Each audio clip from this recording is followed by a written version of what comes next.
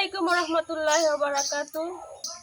কালকে সারা রাত অনেক বৃষ্টি পড়ছে, সকাল থেকে টিপ টিপ টিপ টিপ বৃষ্টি পড়তেছে। তো বৃষ্টির দিনে মন চাইতেছে খিচুড়ি রান্না করে খাই। তো আজকে রান্না করার মধ্যে থেকে ডাইলা চাইলে খিচুড়ি আর গরুর মাংস। তো এই জন্য এই জায়গায় সব কিছু নিয়ে বসে পড়ছি। এখন আমি চালটা ধুইয়া খিচুড়ি রান্না বসাই দেম। তো নরম খিচুড়ি যেটা ওইটা রান্না করাম।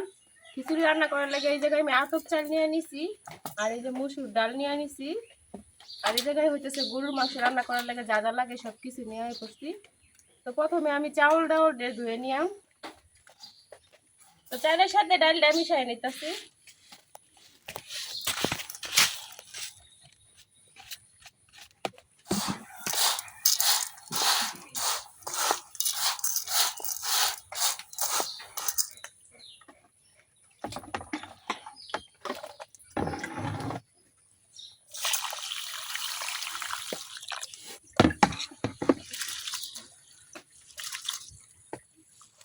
আর এই জায়গায় আমি পোলাওর চাল নেই নাই, আমাদের বাড়ির আতপ চাল যেটা ওইটা নিছি। তো এই চালটা ডালটা খুব ভালোভাবে এখন আমি ধুয়ে নিলাম।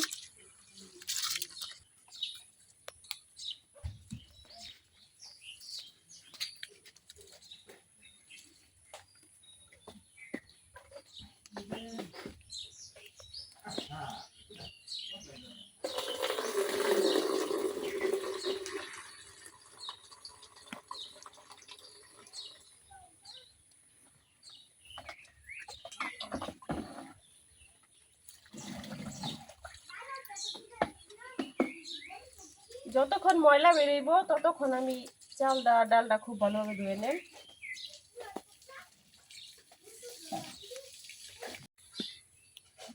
চাল আর ডাল আমি খুব ভালোভাবে ধোয়া পাতিলের মধ্যে নিয়ে নিচ্ছি। এখন পরিমাণ মতো পানি দিয়ে দেন। নরম খিচুড়ি রান্না করতে হইলে বেশি পানি দেওয়া লাগে।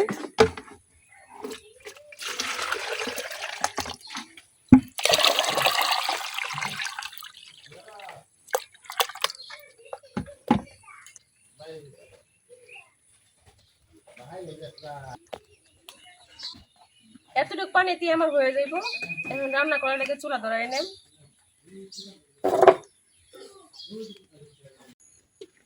চুলা ধরাই আমি খিচুড়ি রান্না বসাই দিছি। এখন যাই আমার গাছ থেকে কিছু কাঁচামরিচ উঠাই নিয়ে এলাম। কাঁচামরিচ না দিলে খিচুড়ি একদম ভালো লাগে না।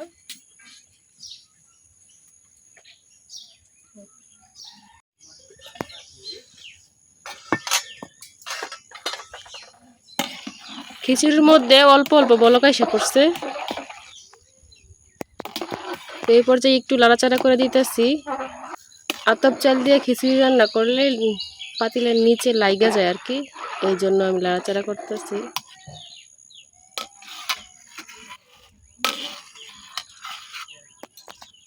আর উপরে যে ফেনা ফেনা উঠছে এগুলো আমি ফালাই দিতেছি।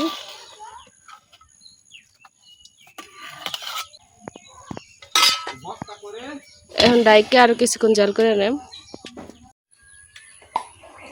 খিচুড়ির মধ্যে জুড়ে বলক এসে পড়ছে। আমি কিন্তু খিচুড়িতে কিছুই দিই নাই, শুধু মাঝখান দিয়া দুইটা আলু কাটা দিয়েছিলাম, কারণ খিচুড়ির মধ্যে আলু দিলে আমার অনেক ভালো লাগে এই জন্য। তো আমি গাছ থেকে কাঁচামরিচ উঠাইয়া কাটা রাখছিলাম। এখন এই কাঁচামরিচগুলো দিয়ে দেম যেন খিচুড়ির সাথে খুব ভালোভাবে মিশা যায়।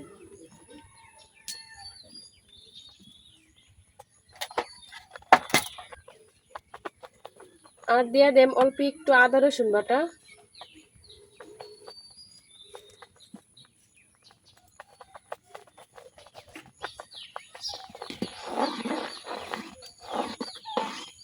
হলুদ আর লবণটা একটু পরে দেন, কারণ হলুদ আর লবণ দিলে চাউলগুলো সিদ্ধ হইতে চায় না, এই জন্য একটু পরে দেব আর কি।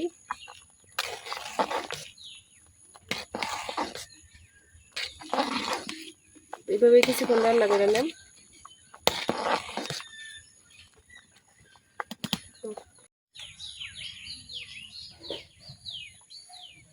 এখন দিয়ে দেন কিছু আস্ত গরম মশলা আর তেজপাতা।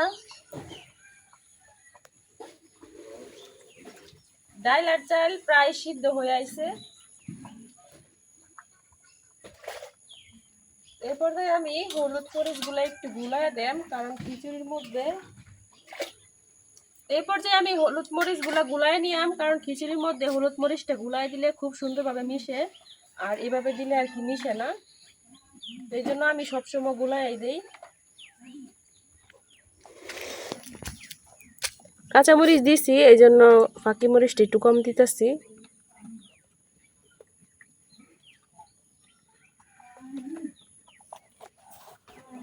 আর দিয়ে দিতেছি লবণ, হলুদ মরিচ লবণ,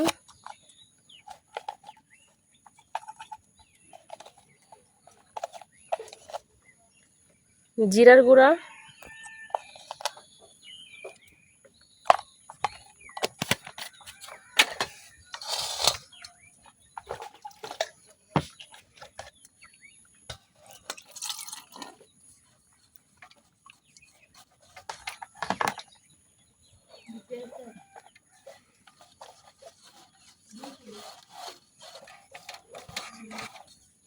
গুলানো হয়ে গেছে। এখন আমি খিচুড়ির মধ্যে দিয়ে দেব।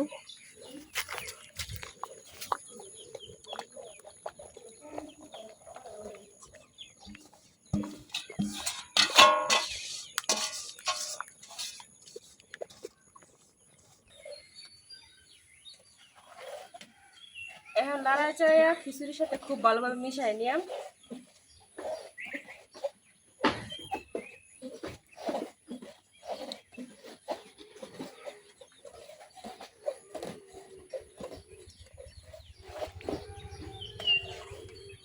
এভাবে গুলাই দিলে একবারে সব সাইডে খুব ভালোভাবে মিশে যায়।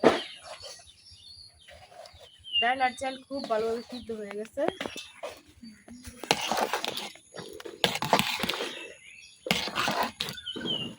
এই জায়গায় আমি 1.5 পট চাল দিছি, তারপরে একবার পাতিলটা হয়ে গেছে।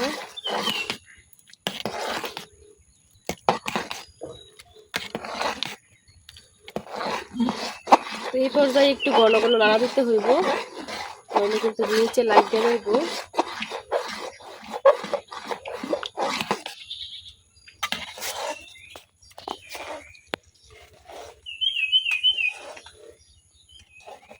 বৃষ্টি দেখে খিচুড়ি রান্না বসাইলাম, এখন বৃষ্টি গেছে গা, এখন কোনো বৃষ্টি পড়ে না।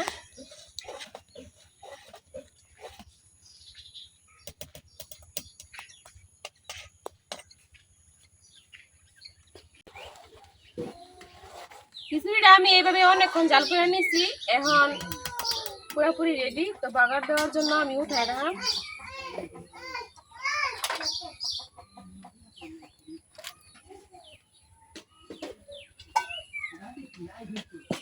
বাগার দেওয়ার জন্য আমি একটা কড়াই বসাই দিচ্ছি, এখন কড়াইটা গরম করে নেন।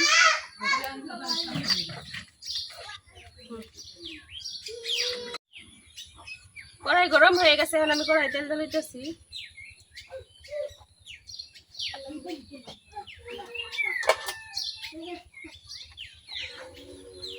দিয়ে দিতেছি কাটে রাখা রসুন,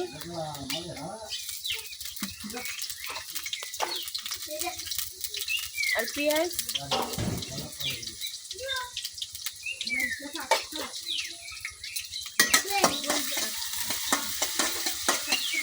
পেঁয়াজ আর রসুন গুলো এখন কিছুক্ষণ বাজে নিলাম।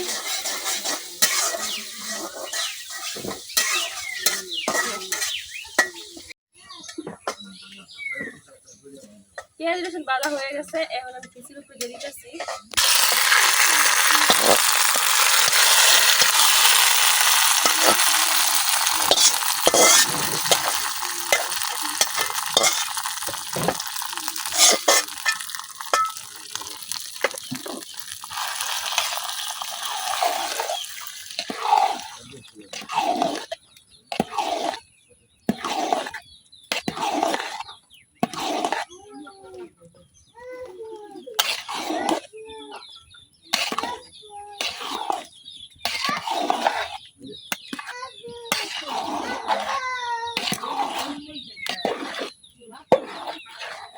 তো বাগারের তেলটা আর পেঁয়াজ রসুন সব কিছু আমি খিচুড়ির সাথে খুব ভালোভাবে মিশিয়ে নিচ্ছি।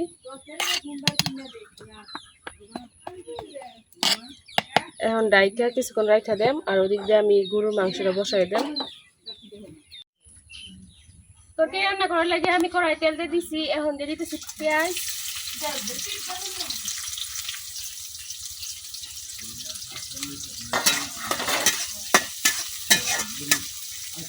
পেঁয়াজটা কিছুক্ষণ ভাই জানেন।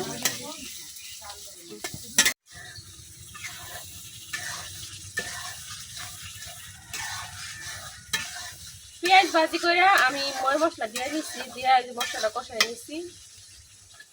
এখন মাংসটা দিয়ে দেন।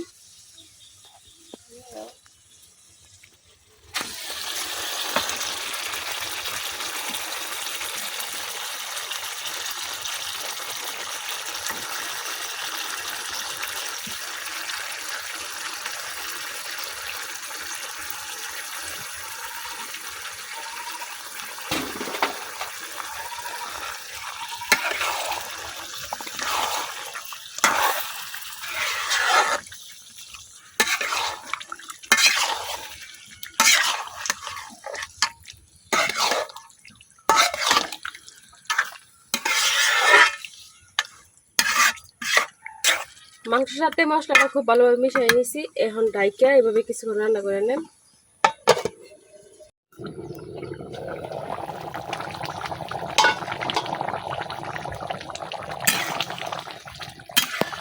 মাংসের তরকারিটা যেহেতু খিচুড়ি দেখায়াম, এই জন্য আমি একটু ঝুল ঝুল রাখাম। তো ঝুল দেওয়ার পরে আমি অনেকক্ষণ জাল করে নিছি। এখন তরকারিটা একেবারে হয়ে গেছে, নামাই নেম। আর এই হইতেছে আমার খিচুড়ি, নরম নরম খিচুড়ি। তো খিচুড়ি দিয়ে গরুর মাংস আজকে জমেই যাবে। বৃষ্টি দেখে খিচুড়ি আর গরুর মাংস রান্না করলাম, কিন্তু বৃষ্টি গেল গা। এখন বৃষ্টি ছাড়াই খাওয়া লাগবো। তো ঘরে নিয়ে আমি গরুর মাংস দিয়ে খিচুড়ি খাইয়া নিয়ে আমি আবদুল্লারে নিয়ে। তোমার রান্নাগুলা কেমন হয়েছে অবশ্যই কমেন্টে জানাইবেন। আজকের ভিডিও এই পর্যন্ত। সবাই ভালো থাকবেন, সুস্থ থাকবেন। আল্লাহ হাফেজ।